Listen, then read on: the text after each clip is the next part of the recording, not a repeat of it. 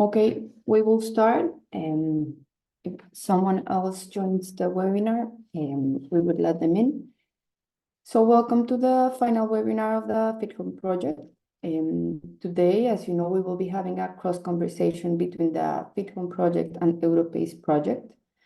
Both projects intended to put in place an on-tax financing schemes in different places in Europe. This will be presented by Melissa Wolf from FITHOME project and Edward Witch, who will be presenting the EuroPACE project and also in certain degree the FITHOME project, as GNE is partner of both projects. This webinar, more than a presentation about the results of both projects, intend to be a cross conversation between the two projects. In this way, it will be more a debate. So we invite you, if you have any question, to make them.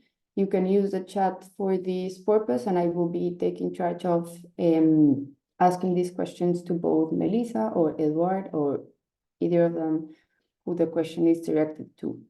So before starting, maybe I would ask Melissa, who is the project manager of the FITHOME project, and Edward, who is the COO of GNE Finance, to introduce themselves quickly so you can know them.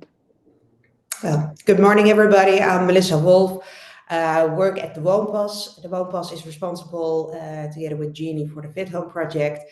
And we've been working for 4 years very intensively to get the scheme presented to everybody, to the municipalities, to homeowners in the Netherlands and in other European countries. And last October, we were named flagship projects, which we were very proud of course. So thank you for being here and hoping this will be a very informative webinar.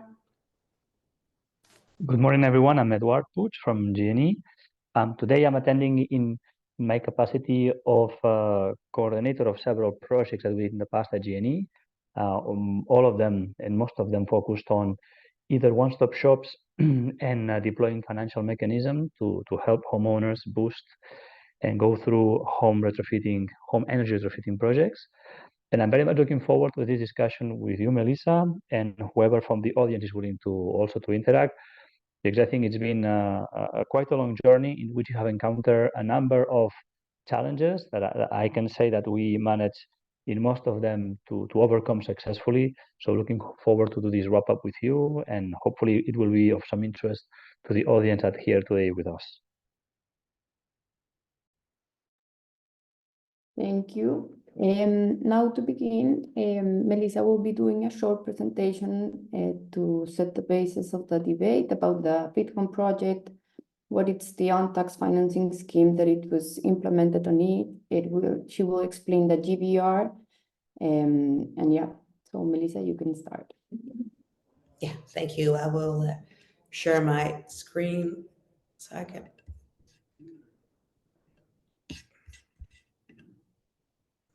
So I would like to introduce you very shortly to the FITHOME project. So everybody, I don't know, some may already know the project and some don't, so I will take you through it. If there are any questions, please leave them in the chat and I will attend to them.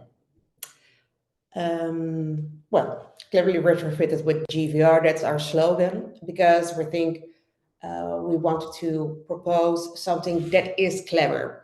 When we started the project, we saw, and this is a problem in Holland, but also a problem in the rest of Europe, that a lot of vulnerable people, a group of homeowners, cannot contribute to the energy transition because they don't have any money, and the solutions that are being presented on large scale are not sufficient.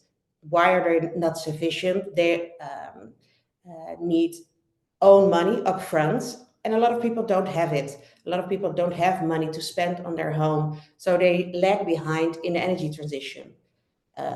Other things that are in Holland are, for example, subsidies. But subsidies mean you have to put in your own money to get a part of it back. When we look at numbers in Holland, where the subsidies are being taken to the homeowners, we see that a big part of those subsidies go to high-income residents, and the low-income residents don't use any of these subsidies or these arrangements that are available. Next to that, we see that it just didn't live with people. People are not really motivated to make their home more sustainable, because it's a lot of work and where to begin. So there were some problems that we saw that are not a solution for in being presented, and we want to make a change for that. Yeah. So to give a good explanation about how the GVR works, we have two simple and short animations which explain the GVR very well, better than I could. So let me see if and please let me know if the sound isn't right, but we tested and it should be. So this animation explains simply how the GVR works for homeowners in municipalities that use GVR. The Netherlands is gradually switching to green energy. Together, we want to divert from using gas. To achieve this, all our homes need to be retrofitted. However, retrofitting your own home can be a costly and complicated challenge. With support from the European Commission, the Municipality Retrofitting Scheme is developed, also known as GVR. GVR makes it accessible, affordable, and simple for everyone. GVR works with a local operator in each participating municipality. Together with the inspector, we assess your home, and we determine the possible retrofitting measures. You will receive a specified proposal for your home. In this proposal, you will also find the potential savings on your energy bill. You don't have to make an investment yourself. In exchange for retrofitting your home, you will pay a local tax for as long as you own your house, with a maximum of 30 years. In most cases, the savings on your energy bill will be higher than the local tax you have to pay. Over time, your savings will increase while the tax stays the same. This results in ever-increasing benefits for you. The local GVR contractor carries out the execution and is your single point of contact throughout the total duration of GVR. In this way, you don't have to worry about the execution, functionality, or quality. No credit check is required to participate. And when you sell your house before the payment period ends, the local tax transfers to the new owner. For more information, please visit gvr.nl. Cleverly retrofitted with GVR. Yeah, so I think this explains very well in a very short way what we are trying to achieve with GVR. We want to unburden homeowners, we want to motivate them to retrofit their home, and we give a solution to get quality in the way they retrofit their house, but also a solution for a payment, because they don't have to pay a big sum of money up front. They just pay the municipality in return. In the GVR and in the FITHOME project, we also are a very big stakeholder for municipalities, because they have an enormous challenge of motivating people to retrofit their home. We all want to get off gas. We want to be more sustainable, but how to do it? So municipalities have a great challenge for that, and they don't quite know how to fill that task in. And with GVR, we also have a very good solution for municipalities with this. I have another short animation, and this is from the perspective of a municipality. What we can do for municipalities to fill in their tasks to get the neighborhoods more sustainable. So it's also very short, a bit of overlap, but well, it's very clear. The Netherlands is gradually switching to green energy. Energy. Municipalities are responsible for migrating districts from using gas to green energy. The Municipality Retrofitting Scheme, in short, GVR, enables municipalities to fully unburden homeowners in retrofitting their homes. The scheme was developed with support from the European Commission. When a homeowner wants to participate, and the home appears suitable after inspection, he receives a detailed offer outlining potential measures and savings. No personal investment or credit check is required. A certified GVR contractor is responsible for carrying out the work and is the homeowner's single point of contact throughout the scheme's entire duration. The GVR Foundation makes the initial investment. After completion, the homeowner repays this investment through a local betterment tax. The municipality then remits the betterment tax to the foundation. This way, the municipality doesn't have to invest public funds to retrofit homes. The very limited risk of uncollectible betterment tax is covered by the GVR Guarantee Fund. The only recurring costs for the municipality are the communication costs and the costs for collecting the betterment tax.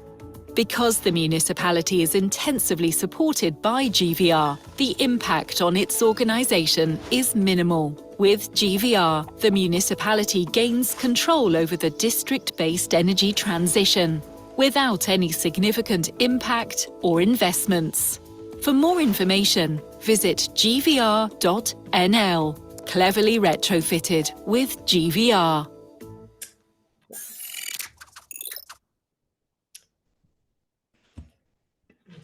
Yep. Okay, so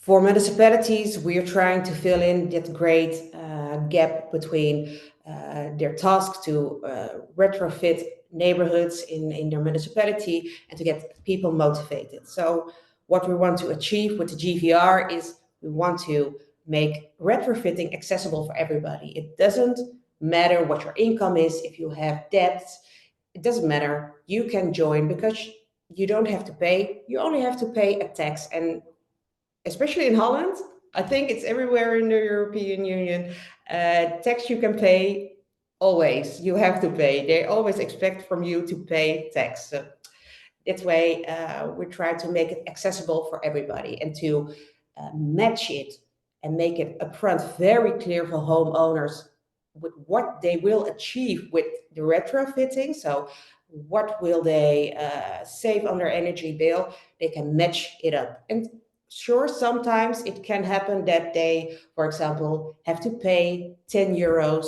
for a year maybe, and then go to the cost neutral balance. But either way, they get a lot of comfort, and we make it accessible for a group of people that otherwise would not be able to participate in the energy transition.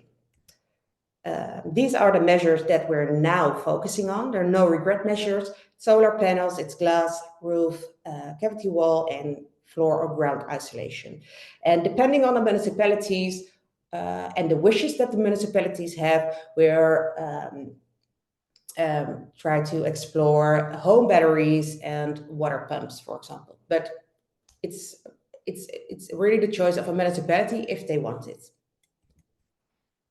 So I want to talk very shortly, because of the time, about the three stakeholders that we have.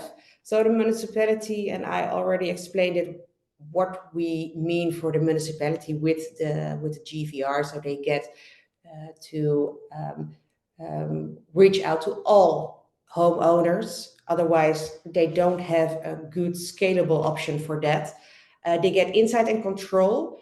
Now people take measures in their own home. So some have solar panels, some have cavity wall isolation, but they don't have any insight in where the municipality stands in the energy transition. So they cannot take any action in the neighborhoods, for example, that they can say, oh, this neighborhood is so well in the energy transition, we can move further to take that step to get heat pumps or another source of heating.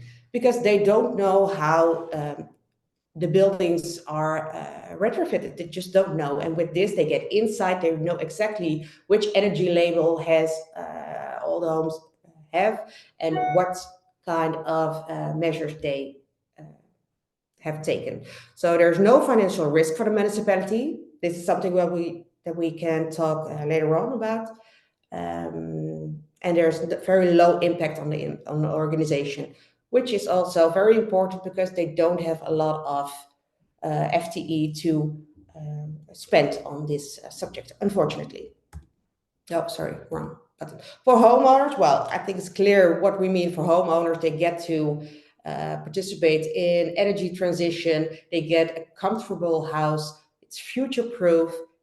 We try to be cost neutral in some way. Some cases they even are in the plus, so they save more than that the betterment tax costs. So they netto on the end of the line, they even gain a bit of money from it. So that's great, and everything is put out with the highest quality available. So they really know that the GVR is like some kind of quality stamp. If you retrofitted your house with GVR, then you know, okay, this is not done by retrofitting cowboys. This is done by the real deal and with quality and long-term guarantees. Contractors are also an important stakeholders, because without contractors, we cannot retrofit the homes. So we're working very close with contractors. The contractors that we're working with now are some of the biggest companies in the Netherlands, and for them, they have a big plus to work with GVR, because we're working centrated and local, so they don't have to drive this much. They can plan ahead, and they're very it's risk-free payment. So it's everything that they want also. So we're fulfilling a lot of needs of different stakeholders. Project results. Well, we stated in when we wrote the proposal that we would do 900 homes in a project time. Well, unfortunately, that did not work because yeah, a lot of things happened, which lacked the process. We got some hiccups. Mostly it's political, and we worked through it, and now we're very happy with something more than 60 happy homeowners who all retrofitted their house. And well, it's fun to say, I think 2 years ago we retrofitted a house, and those people are still so very happy. They text me on WhatsApp regularly, like, oh, we're still happy. The gas bill really is low. Well, that's a great proof for us that it works and that people are truly happy. And municipalities, of course, are also happy. In this year, we're working with a lot of municipalities in the Netherlands. We're operational in 3, and by the end of the year, we're aiming at 12 municipalities operational with GVR. Lessons learned. Well, we wanted to make the home retrofitting affordable and accessible for everybody. So the starting point that we had for, okay, it cannot be a loan, because that isn't accessible for everybody. You have to have money for that. I think we made clear that that's the case, and that we have a very scalable solution that is accessible for everybody. So I think we really achieved that. Government needs to change their attitude about how to motivate people and get the real big energy transition working in the country, because they're focusing on small arrangements, small subsidies, and they don't have a big picture. So they really need to understand that we have to take care of a bigger group of homeowners who need to be motivated and helped in this transition. They will not do it on their own. But sometimes the government thinks, oh, everybody can do this on their own. It's very easy. They will do it. They will lend money for retrofitting their home. And that's just not the case.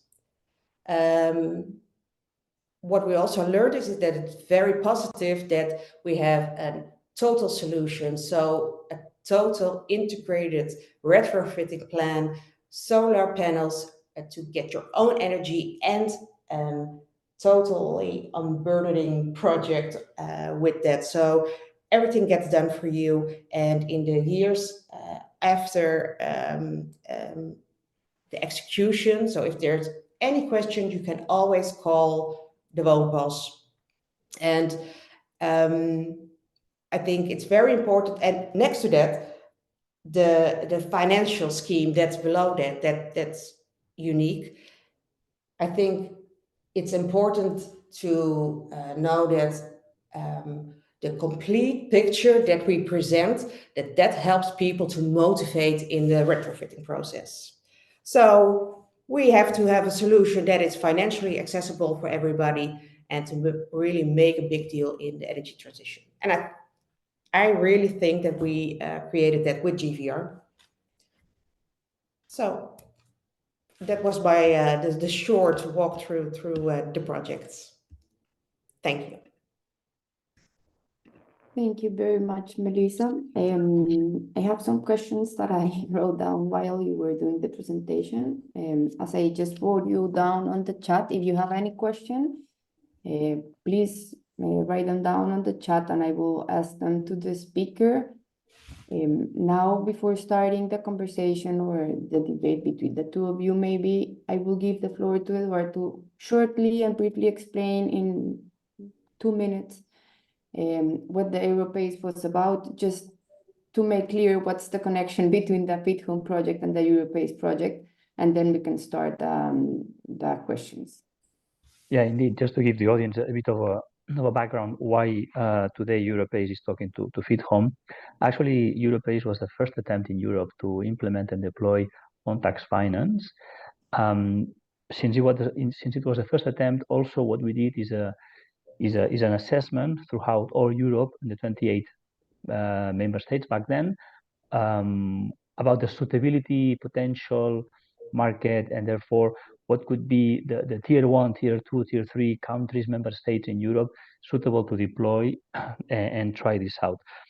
Also, the commitment back then was that we would try a first attempt in Spain with a municipality in Spain to launch and deploy the first on-tax financing scheme, and then we would invite 5 leader cities across of Europe, of course, based on the study we did, to take them with us in this journey, so they could also follow up, tag along, and learn the lessons learned throughout the project, and start thinking how they would implement such a scheme in their respective countries and cities.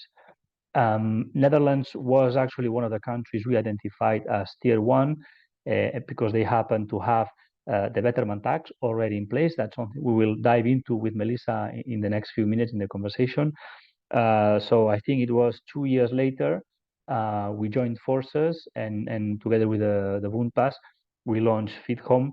And that was, I would say, the first or the next very successful case in Europe to implement this kind of, I would actually add, public-private partnership to work together to implement an integrated solution. So with that, I think, Valentina, this can give the audience a short overview of the connection between the two projects and the background for the discussion. Thank you. So yeah, based on this and with the clear connection between the two projects, maybe we can start. There is one question in the chat that I already had also in my list, because Melissa, at the end of the presentation, you were saying that you have like the fully integrated service, that everything is covered by the WOPAS. and that if at the end anything goes wrong, they can always call regardless of the time to the UNPAS. And one of the questions that it's being asking is that if this means that it can be understood that there is an implicit performance guarantee, and in what until what degree does the UNPAS guarantee the performance and the quality of the renovation works done? Good question. Yeah, so we have a guarantee on the performance. That's why, that's exactly the reason why we work with big parties in Holland, because there are a lot of contractors, isolation companies, small, big, but you want to guarantee quality because we have a calculation model. The inputs of the calculation model is, as we saw in the animation, we do a home inspection, so we know the status quo. Then we know, oh, this you can add, this you can add, this you can add, and we know exactly how much, for example, how much centimeters in the cavity wall of what product will enter and what energy effect that has. So with ensuring the quality and that what we say that goes into that cavity wall or will go in, we know exactly to calculate what the effects will be. And we have long-term guarantees on all the products that we use. On solar panels, it's 25 years. So we really stand for quality. That also makes us not the most cheapest to do it. So if you look at the offers, yeah, you can always get a party that will do it cheaper, but not with the same quality. So we want to have fair prices for everybody, but the quality is set high. Very important. And it's also important for us as a company because we're the first speaking point for people who joined GVR. And with lower quality, that means also more guarantee questions and everything. And no, we don't want that, of course. I can address the question from a different angle, if I may. It's an interesting question to me because my background actually before focusing on home energy retrofitting, I was in the energy services, so precisely deploying energy performance contracts, also with financing solutions and so on. One of the big learnings I took when dealing with homeowners is that in average, there's always some segment in the market that are more prone to data and checking the bills. But the main motivation for a homeowner to access this sort of program and request this sort of service is not really motivated by energy savings, but rather by comfort and basically to improve the home. From a thermal point of view, from a comfortability point of view, and also a very important learning as well that is part of the value proposition that we see more and more operators in the market offering is improving the accessibility, particularly in multifamily buildings. Energy is not a must-have, but it always helps to have some information in terms of what could be potentially the energy savings.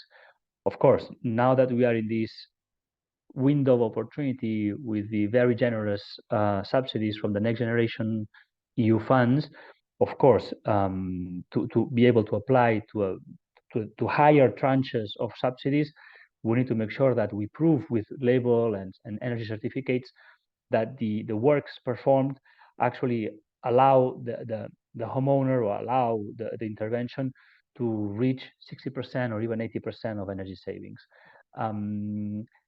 But back to the initial question, we have not seen actually a specific demand from the market, from homeowners, to have some guarantee in terms of the result when it comes to the energy bill, because actually homeowners accept and realize that once they have made all these numerous improvements, their behavior change. And now perhaps they use more the air conditioning, or they use more certain other appliances because, well, the home is more comfortable, but at the same time they know they are saving some money but we cannot attach, let's say, the repayment of the works to a specific promise in terms of energy savings, because human beings are irrational and our behavior change is different from an industry or different from a specific process that you know exactly what it used to consume. If we perform certain measures, we change certain devices, we know exactly what the consumption is going to be, because the process itself is not going to change. But in a homeowner setting or in a home setting, the homeowner behavior will change. No, so we don't see this being, I would say, a critical component in the value proposition of home services, but rather something that also can influence the decision from the homeowner. Yeah, and if I can react to that, because that's absolutely true what Edward said. That's why in the offer that we make to homeowners, we give them, they see like two lines, and one is the calculation on their what they will save on the basis of their previous year nota of energy. So that's really what they can save on if their behavior does not change.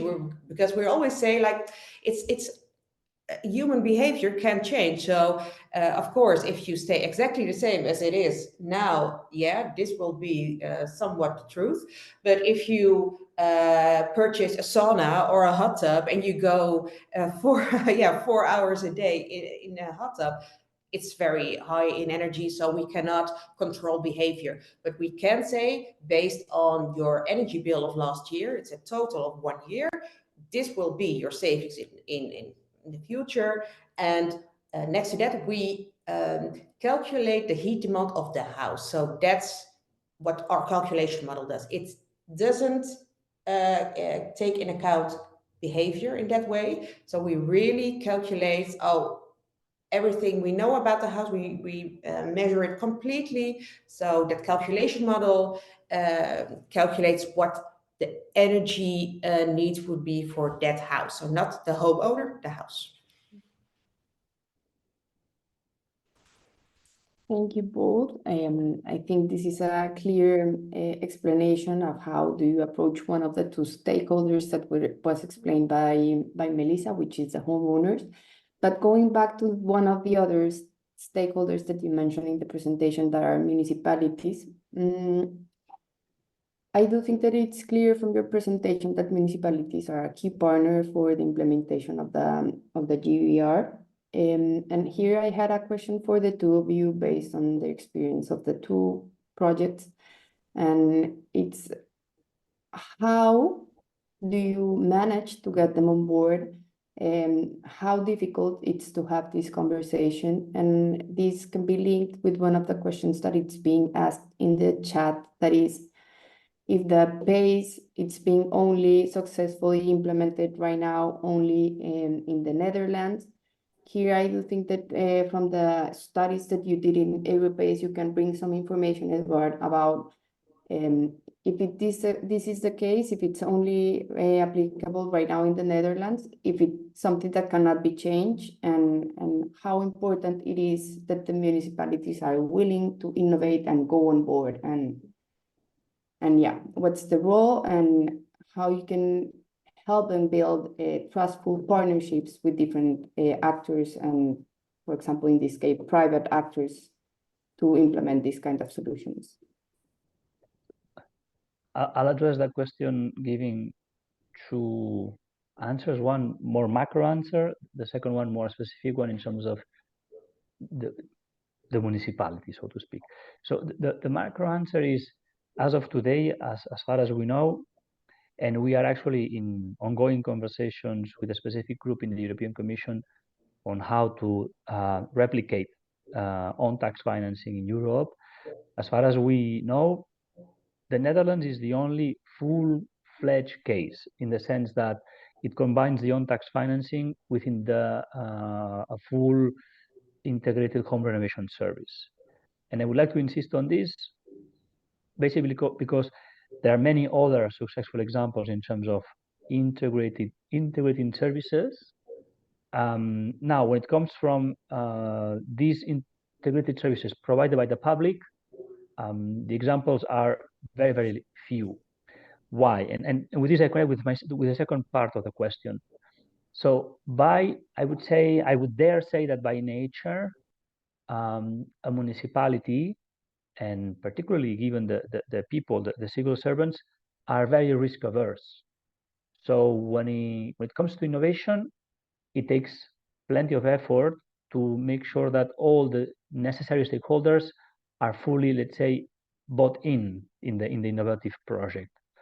I'm not saying that this is not happening. I'm saying that by nature, they are reluctant to implement innovative solutions, particularly when it comes to the most important point, which is fiscal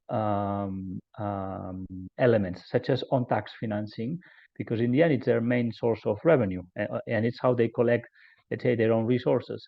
So changing anything relating to fiscal and specifically on the collection mechanism, well, it takes a lot of effort of convincing. Now, to do this, in our experience, particularly in the FITHOME project or in the pilots that have been able to implement in Spain, it takes very motivated and willing to take some risks and willing to make some change within the civil servants community and the local authorities, and therefore also with the support, the sponsorship, the backing of the corresponding government or political party in power at the moment. Without that, I would say it's almost impossible to make sure that the municipality puts in place the use of their collection mechanism for this new purpose, which is to promote and boost home energy retrofitting. So my point and my personal experience on this, and actually something I would like to share, is that it boils down to people. It boils down to the civil servants working in municipality and the ability of private players such as the VUNPAS or GNE to build the relationships with the civil servants, and then also having the backing and the sponsorship of the political party in power to get the consensus and manage the stakeholders to join forces and bring this forward. No? What's been happening over the last 5-10 years is that municipalities, as Melissa was very well explaining, feel the pressure, feel the push from the citizens and the constituents. So municipalities do something, no, to abate climate change and to improve their homes and so on. And then came the pandemic, and then came the Next Generation EU funds.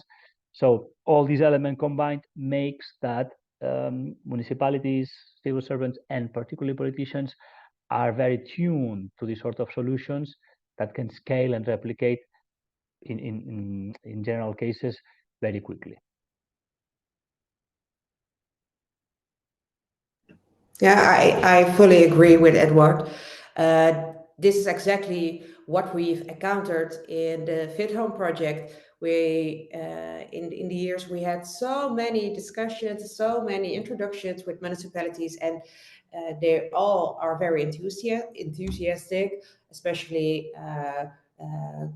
councilmen who are in charge of sustainability. They're like, wow, this is my moment to shine if I introduce this in a municipality. So for example, in Netherlands, to get those tax in place, you have to go through certain routes. So start with an alderman, goes to the board, and then to a council meeting, and the council meeting has to agree, all of them. And well, so far so good, because everybody says, wow, this is FITHOME, the GVR, it's such a great plan, this has to work, this is really great. But so you get that step, but then you get to the civil servants who have to cooperate, and then you get legal, and they say, oh, I don't know, we've never experienced something like this. Oh, I really have to check. I don't know. I've never worked in a way like this. And this delays a lot.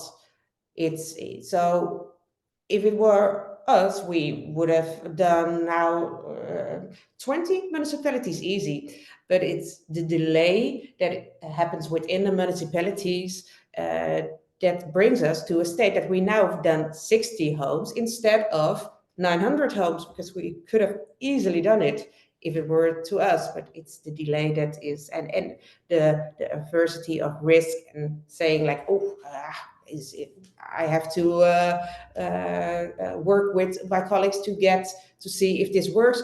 And if you ask, oh, how much time will pass, and they will say, oh, maybe a year or maybe 2 years. That's the issue that you encounter when you have something quite new like FITHOME.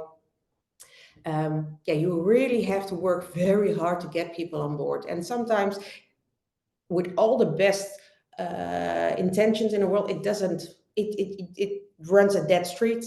But luckily, we do have municipalities who were really committed, like the municipality of Montfort, really committed, and that alderman also is a really good spokesman for the FITHOME project, and enthusiastic his colleagues in other municipalities. So in the end, I think it will work, but what Edward said, they're really hesitative about new projects. This point you just brought up, Melissa, I think is key. My sense is that on-tax financing, at least in the Netherlands, has reached a tipping point, in the sense that you have reached critical mass in terms of the number of municipalities that are already on board. And that actually gives you two very important outputs. One is, as you were saying, the alderman, which is a specific figure in the Netherlands, where in the end is someone from the municipality, a senior member of the municipality, who can word of mouth share the good experience in other forums in which other municipalities attend, and speak about the success and the good experience and so on. But I would say equally important is that the on-tax has done already enough number of iterations in which the product, so to speak, for the municipality is plug and play, because it's properly tested in real scenarios in a number of different cities with different particularities or local idiosyncrasies. So you already have the knowledge of different circumstances, different specific challenges. So therefore you have a lot of answers already available, and documents and processes and some basic technology. So that implementation is becoming much more quicker, and therefore perhaps ideally, this exponential growth should happen in the foreseeable future. Thank you both. I was gonna ask Melissa if you, in your experience, having one municipality on board in the Netherlands had generated this replication effect, or but I think that it's been covered by Edward. But you were also saying, Edward, that having one municipality on board and being able to test a solution and iterate it help you to do the necessary changes and to have a ready to be implemented solution. So I wanted to talk a little bit more about the on-tax financing scheme, just to understand it better. Because in the presentation you were saying, Melissa, that this scheme is thought to be for everyone, the vulnerable people, but I was thinking about the elderly people as well. Because as we know, there is a lot, the huge population in Europe that it's getting older, and one of the let's say, they're not willing to renovate their homes because they say I won't get the time to get the benefits out of it. So in what degree do you think that having a non-tax financing scheme, and this can be answered by either of you, that it's not only repaid by taxes, but it's also property based, can be an instrument that can be useful to convince them to go through this type of processes? Yeah, we see with the people that are joining the GVR exactly that this is one of the target groups that really respond very well, react very well to the project. Because and I spoke with quite a lot of them. For example, elderly people in Holland. If you want to retrofit your house, maybe it's 20, maybe it's 30,000 euros. It's a lot of money. Not everybody has that on their bank account, and if they do, Do you want to spend it on that, or do you want to go spend it on a cruise or do something nice with your grandchildren in case of elderly people? So you can only spend your money once, and you really want to have everything for it. If you have to get a mortgage, well, when you're 60, 65, it's pretty hard in Holland to get a mortgage because of your age. So, especially for them, there aren't a lot of solutions. And if they have money, they don't want to spend it. They say, like, oh, I'm 70 years old.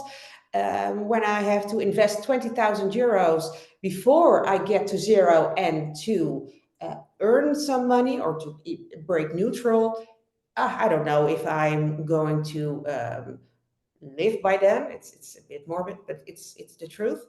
Or it's also the same for people who are thinking about moving, but not quite sure. We have a very difficult housing market in Holland. I think it's Europe broad difficult, but Holland is so densely populated and there are not that much houses. So it's a big problem. So you want to move, but it can take 5 years. So what do you do in the meantime? Do you wait and don't retrofit your house because you don't want to make the investment because it's unsure if you get it back? You just don't know. Or do you do it without the investment and start at zero? You don't have to work your way up from minus 30,000, minus 20,000 euros to zero and then to get a plus out of it. You get instantly zero or more, and you get instantly the comfort. So that's, I think, a great deal for people. And what I personally think it's very charming about the whole scheme is that the burden of retrofitting and to make our environment more sustainable is carried by multiple generations, because it stays on the house. When you sell the house after 5 years, the GVR is on the house, so the next homeowner can take it. If they don't want it, you can just pay it off, then it's clear. So it's not you have a choice, but it's smarter to just let it on the house because you get all the plus sides of the retrofittings also. So that's also the case for future homeowners. But I think it's very charming that not one generation now gets presented the bill of retrofitting. So this generation has to pay everything for the future. That I don't think that's fair. So in this way, we spread out the cost of those sustainability over multiple generations. And I think that's very charming about it. From the EuroPACE perspective, I think, Melissa, the points you are making are very, very interesting. Also, they happen to be specific to the characteristics of the built environment in the Netherlands, in which single houses are a prominent sort of building. In other countries, and I can speak in the case of Spain, for instance, the majority of the built environment are multi-family buildings, with several stories, which basically adds one level of complication, which is the decision needs to be made by a number of families to move forward.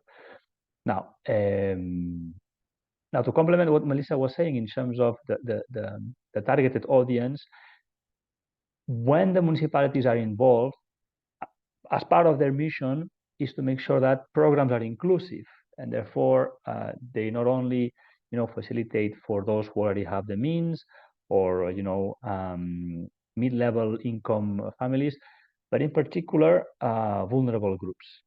So what we did in the case of EuroPACE, and it was a quite successful example that has been tried to replicate in many other geographies, is to set up a specific mechanism to support vulnerable groups.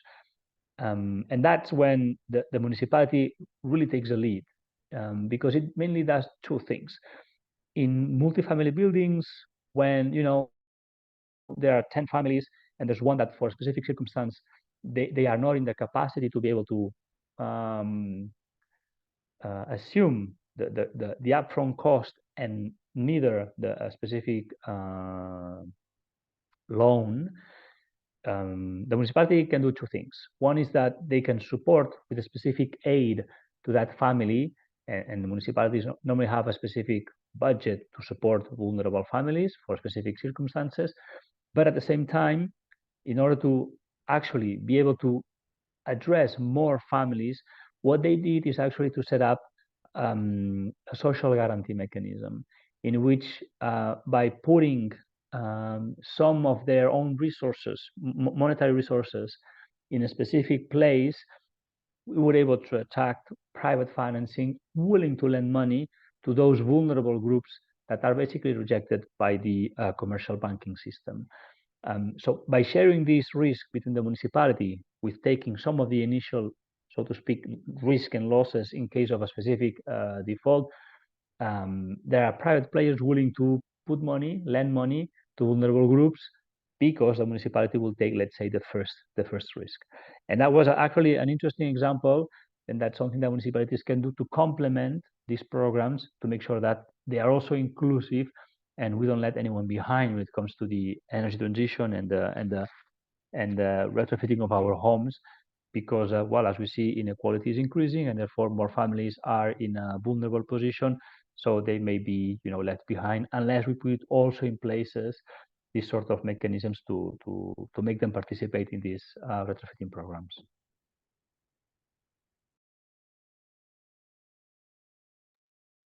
Thank you. Yeah, that brings me to another question that I had for you, Melissa, that it's linked with just Edward mentioned, that it's in the presentation you mentioned that for the tax financing scheme, when the municipalities get on board and they approve the tax financing scheme, that means that no credit check is needed for the homeowners. So I had a question for you, and it is then how the risk of default is covered within the GVR and how you mitigate this risk with the instruments. Yeah, great question. I think I can share a picture of that to make it very clear, because it's a bit complicated if I have to explain, but I have another slide in my presentation, which I did not share in the presentation. Sorry. Oh, no, this is the one. So here we see a simplified financial scheme of how it works. You see the different stakeholders in the picture. And regarding your question about how we mitigate the risk of a non-collectible tax, we do that by the foundation Waarborg. It's the foundation that's on the right, maybe the left for you, but it's the GVR foundation Waarborg. So what happens is a homeowner gets retrofitted, or his house or her house gets retrofitted. When finished, they start tax. So municipalities send a letter to homeowner, oh, you have to pay tax, and they will do so.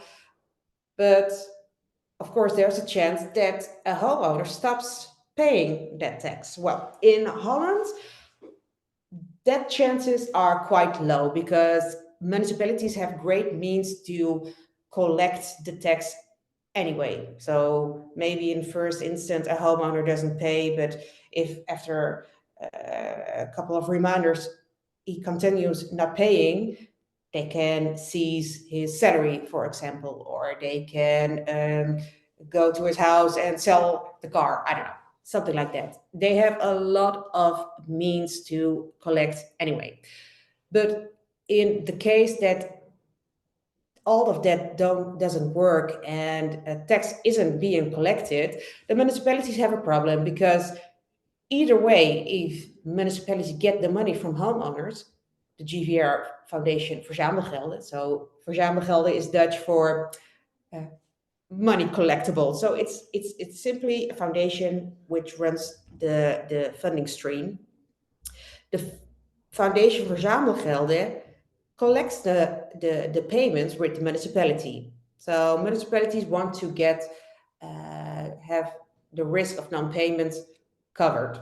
We do that by the Waarborg funds. With every every financial funding of a retrofitted house, a couple of basis points go to the Waarborg funds. and that's a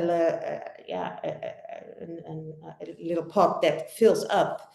And when the moment comes that a homeowner really doesn't pay and the municipality have tried everything to get the payment, they can go to the Foundation Waarborg and get compensated for those betterment tax payments. We also made now we did not do it ourselves, we let somebody do it who are very well at that, made a risk analysis about it, about how big is the chance that this happens and for how long this happens. So the risk that this happens is quite small, but if it does occur, how much time will it take? So from that calculations, it shows that the risk is very low, and if it occurs, it's mostly for 6 or 7 terms of betterment tax. Because of the moment that a homeowner doesn't pay his taxes, the bank really comes in the picture quite soon. And then, well, sooner or later, there's a new homeowner and who will take over the payments of the betterment tax. So we try to mitigate all risk for municipalities with the Foundation Waarborg. I'm hoping this picture helps explain how the money streams go in the scheme.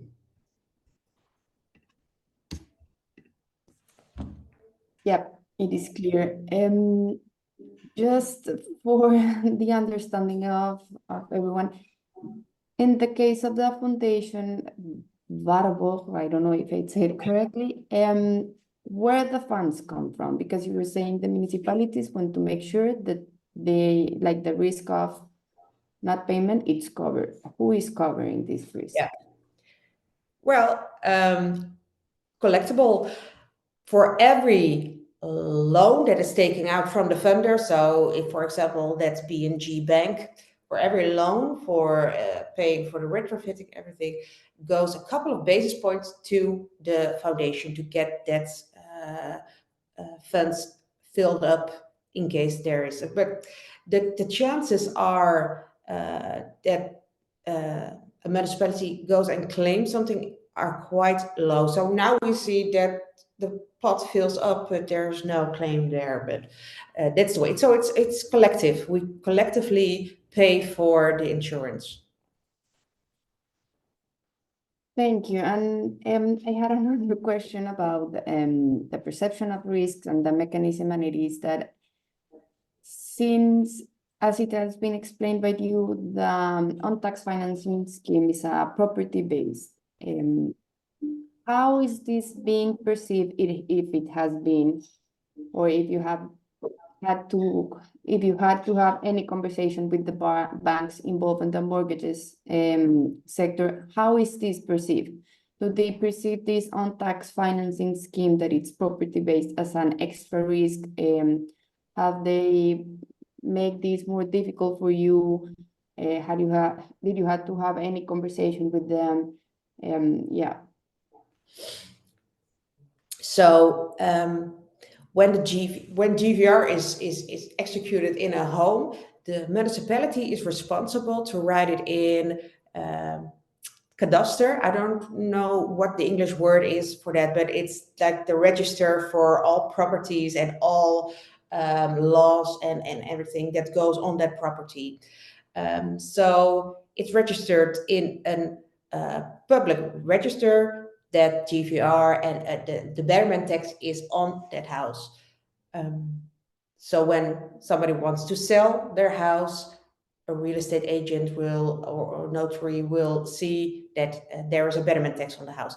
In case that somebody doesn't want the betterment tax, it can be paid off in once. They can negotiate that in the sale. Does that answer your question? Not really. I'm sorry. Yeah, I don't know, because if, for example, there is a non-payment, or if anything goes wrong with the collection system, or even with the mortgage, and the house is sold. But no, yeah, you answer it, because you said that the on-tax remains. Yeah, it remains. So a property always has an owner. Even when a homeowner dies, the relatives or the heirs are owner of the property then and are responsible for paying the tax. Until there are new homeowners. And I think that's, I don't know, quite sure if it's unique to Holland. I have a feeling that it's European wide. Properties are not for sale for very long, especially in Holland, because of the scarcity of homes. It's mostly a few weeks at most that our properties are for sale. So there are quite fast new homeowners available when there's a change. Yeah. I can add a couple of things on this super important point.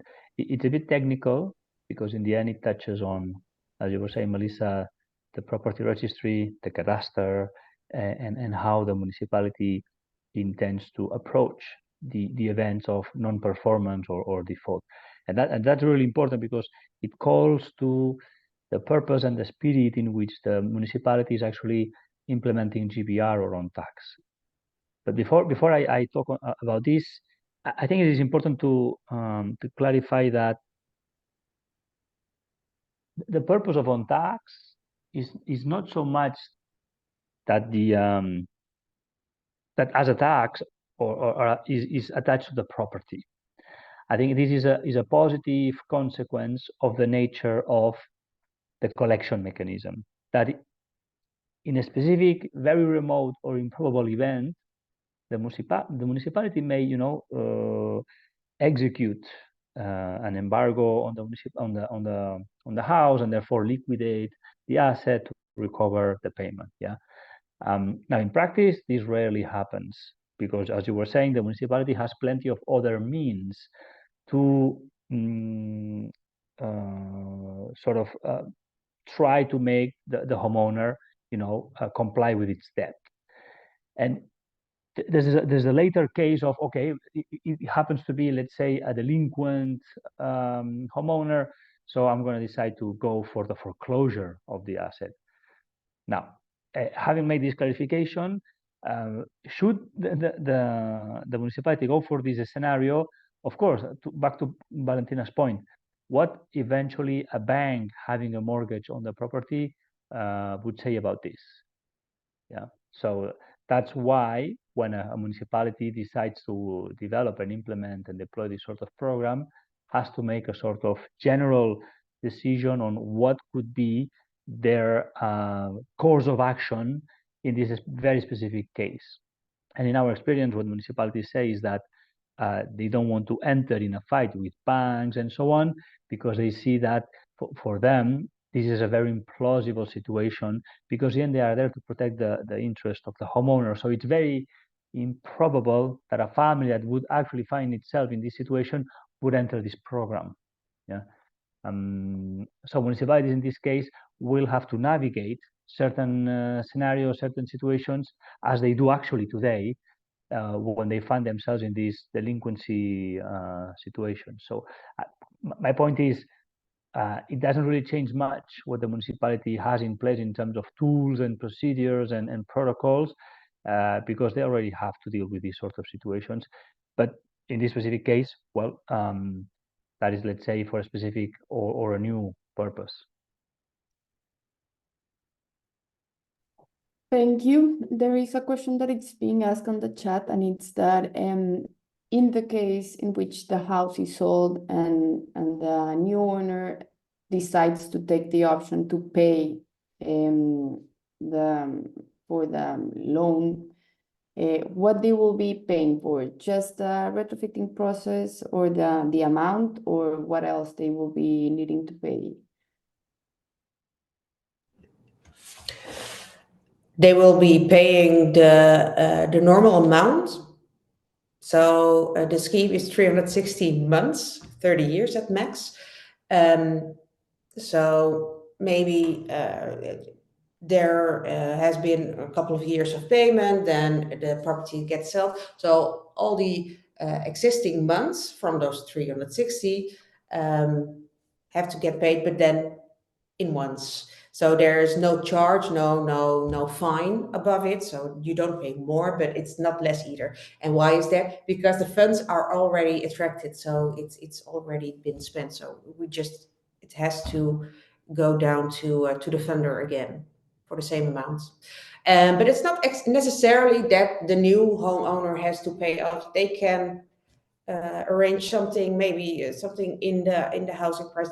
There are more options. Maybe the previous homeowner has paid it off. So there are multiple options in that.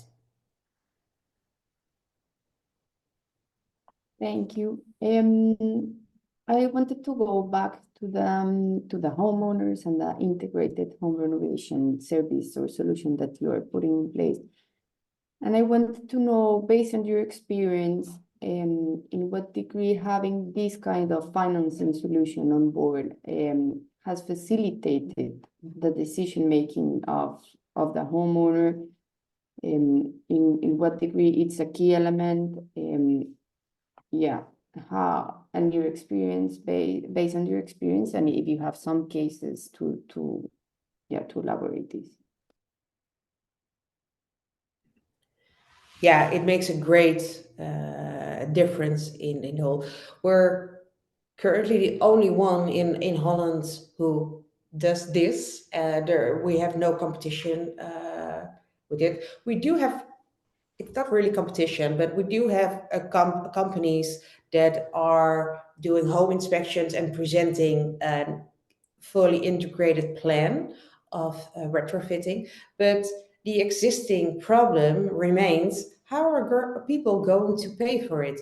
So even if they have the money, it's not said that they are willing to spend their money on that. Life is so expensive as it is. So I think it's really a key element in the whole scheme that we have a complete plan. It's not half a plan, it's a complete plan. We have and quality and a great planning.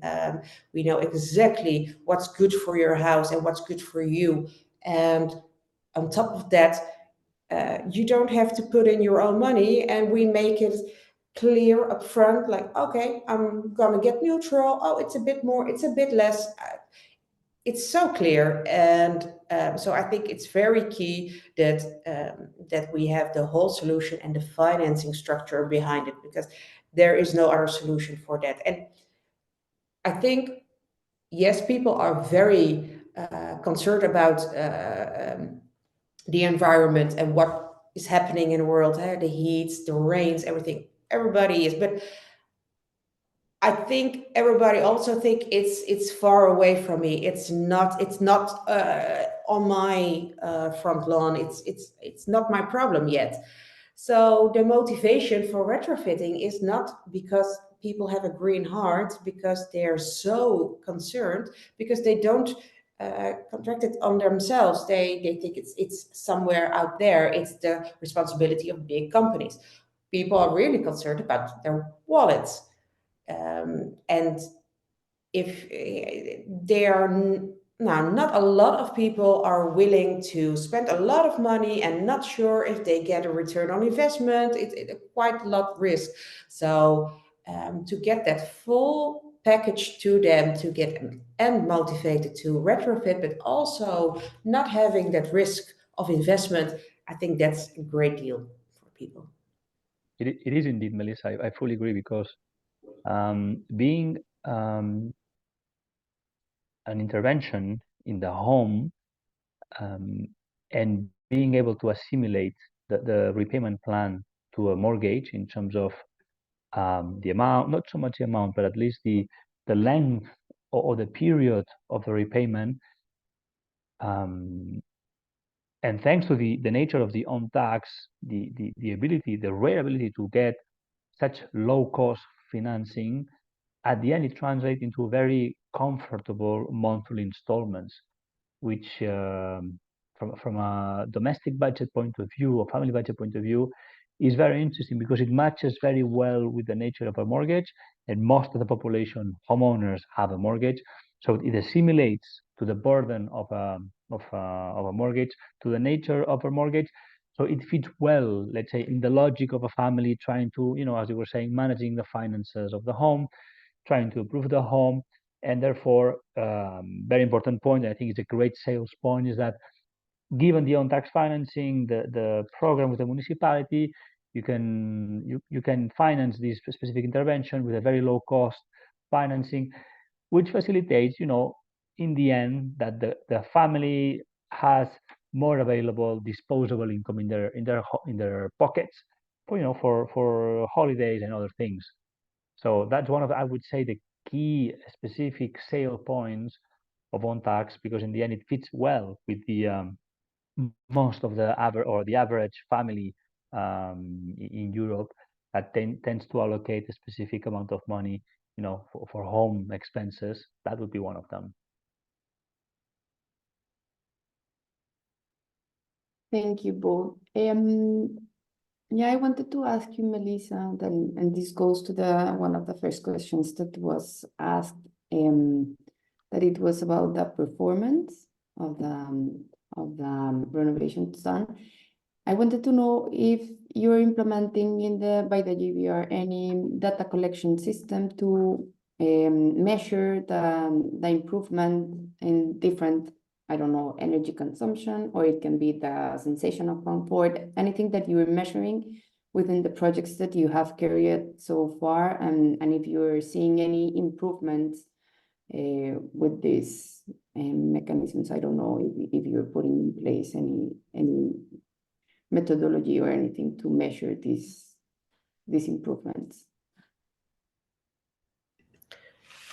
So we have a calculation model who gets updated regularly, also because there's a lot of input in that calculation model. It's by standards that are put in Holland by calculating heat demand of homes and buildings in the Netherlands.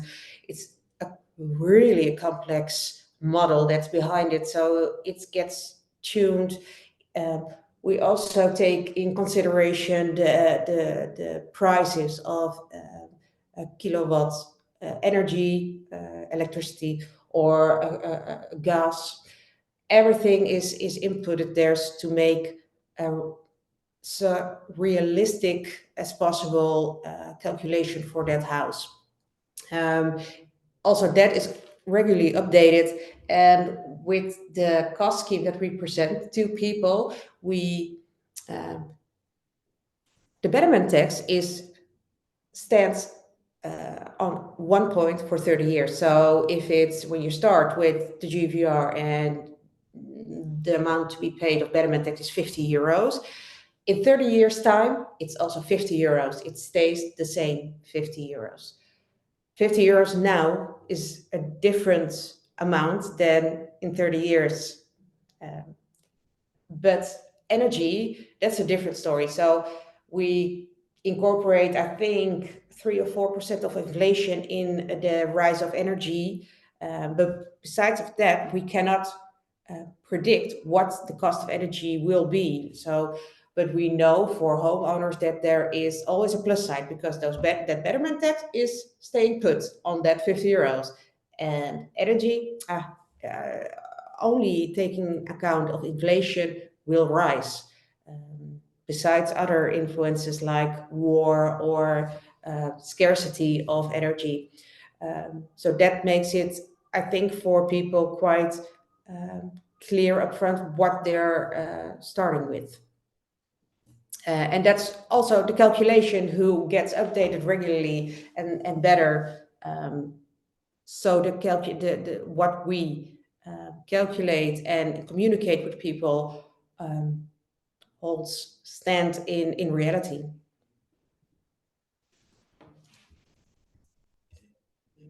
And have you corroborate with the projects that you have carried so far with the homeowners or the people that live in these homes?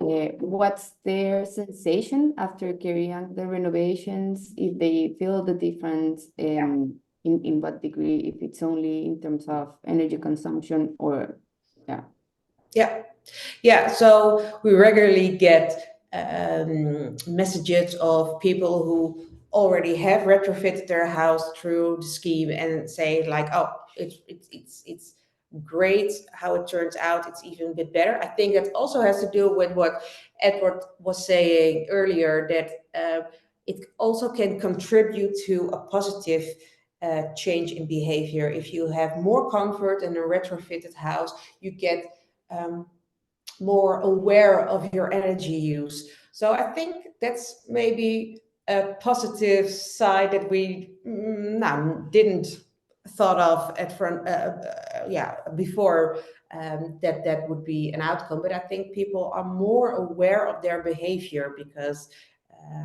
they really looking at their app on the phone. They can see what they use and what they create on energy with their solar panels, for example. So it really lives with people, and they're going to check like, oh, what's my usage? What do I gain from it? So I think it motivates people and it attracts people to really be encountered in the retrofitting and sustainability movements.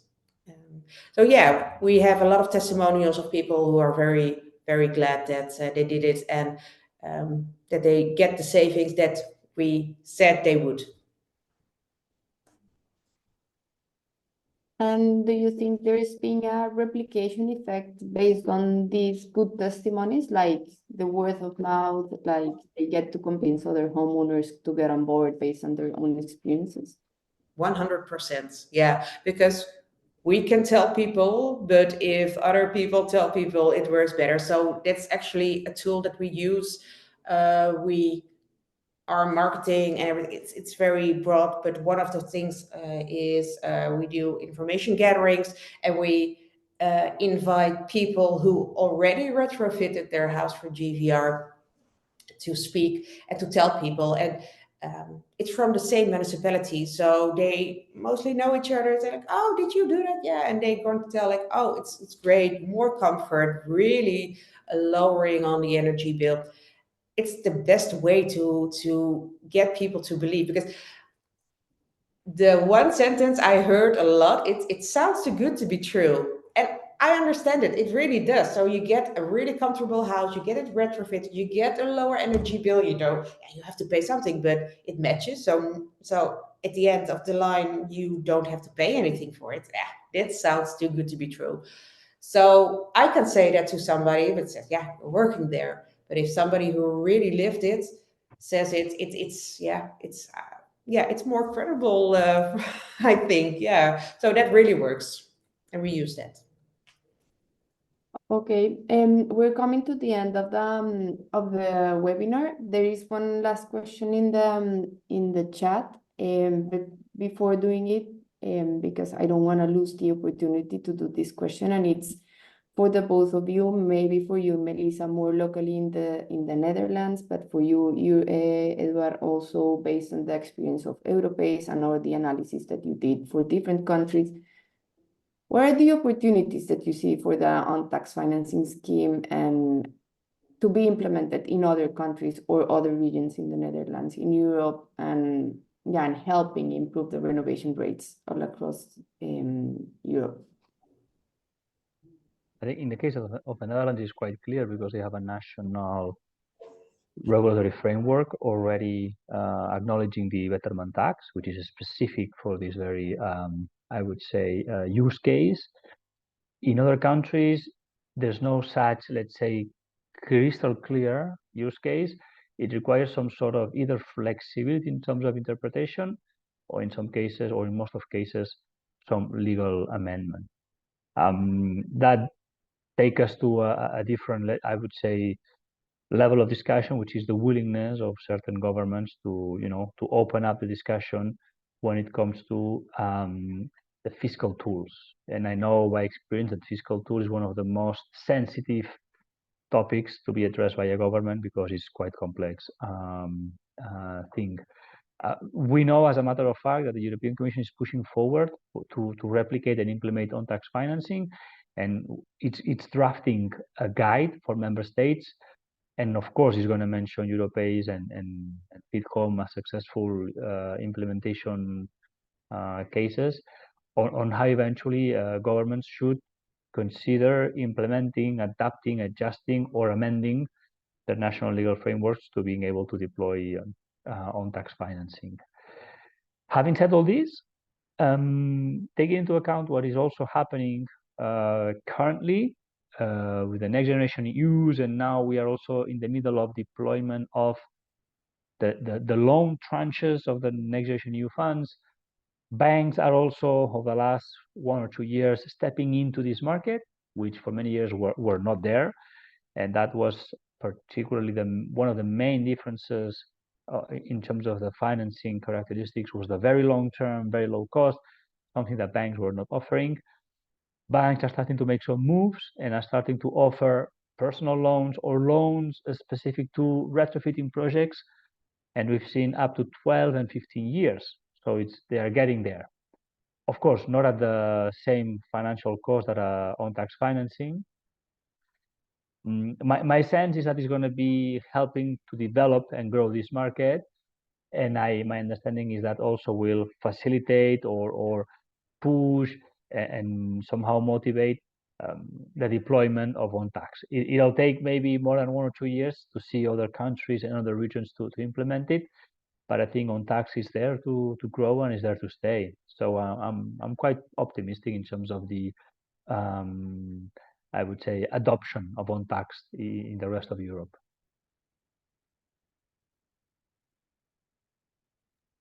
Okay, thank you. One last question for you, Melissa, before we close the session, that it's being done in the chat, that it's in what degree or what's the commitment of the contractors to measure the renovations, and if they offer any explicit warranty or maintenance services to the homeowners? I don't know exactly what is meant by measure of the renovations, but the contractors that we're working with get audited regularly. They are benchmarked regularly on prices so that they are not too high, too low. It has to be fair prices. But we also have very high standards on how we work. So there is an institute in Holland that sets rules for isolation companies and on materials and the technical aspects of it. When can you do something? When can you not? And base rule is we follow that set of rules from that institute, no matter what. Next to that, we have extensive service level agreement with all the contractors, in which we have all kinds of agreements about the work that has been delivered and how much. Everything you can really think of is settled in those agreements to make sure that the quality of the work is like tier 1. We really want that, because the guarantee is set through the homeowners by the Woonpas. So they are the first, we're the first entry point for when there's a guarantee question. Now, we don't want unnecessary questions about guarantee because of products that are not tier 1 that have been used. So we're really managing quite well on contractors with a level of quality and the level of how we work. Thank you, Melissa. I think that with this, we can conclude the webinar. Thank you all for joining us today. If you have any further question, you can reach us out, either the Woonpas or GNE Finance, and we'll be more than happy to help you with any question you have. If you want to see again the webinar, as you know, it's being recorded and we will be posted on YouTube so it can be seen by anyone later on. Thank you all for joining us today. Thank you. Speak soon. Bye. Thank you all. Bye.